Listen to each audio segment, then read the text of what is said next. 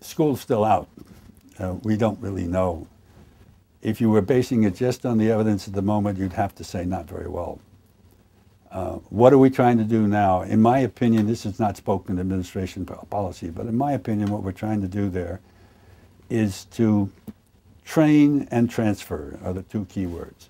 Train up Afghan security forces, police and army, to a sufficient degree where they can take over the security assignment for the country. And then transfer one piece of Afghan after another to the new Afghan forces. And at some point say, we've done enough, it's now your problem, we've transferred most of it to you, and we're leaving. Can we make that work? I have to be skeptical, but that is what I think we're trying to do.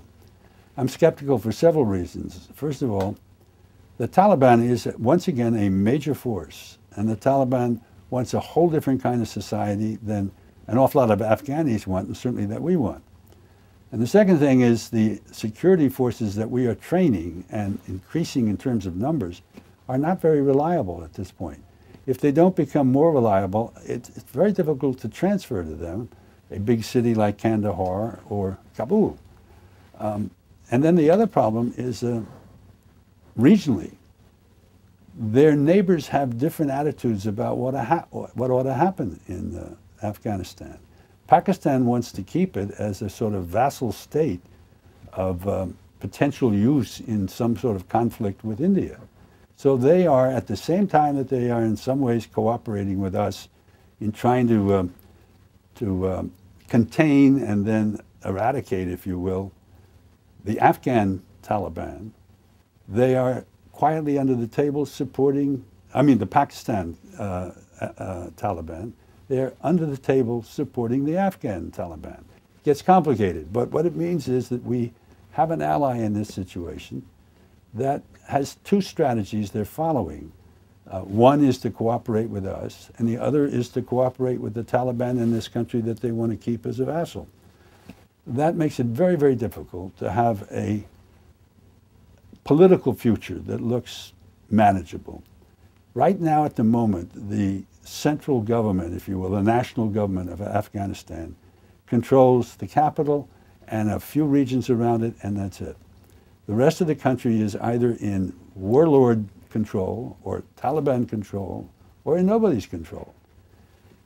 Now, we are also, I think, are essentially admitting that we cannot pacify the whole country. We can't even transfer the whole country. And we're essentially saying to the Afghan government, we'll train up troops and we'll put them in huge population areas. The rest of the country, the mountainous areas and so on, that's more than we can handle, and maybe it's more than you can handle.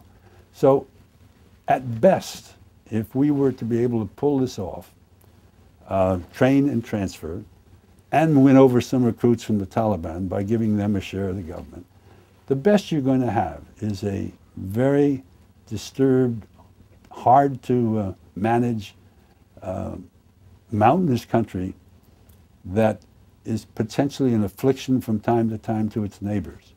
The one thing that we have to try and make sure doesn't happen is that international terrorist groups like Al-Qaeda can use it again as a base for training, for strategy, for planning major events like 9/11.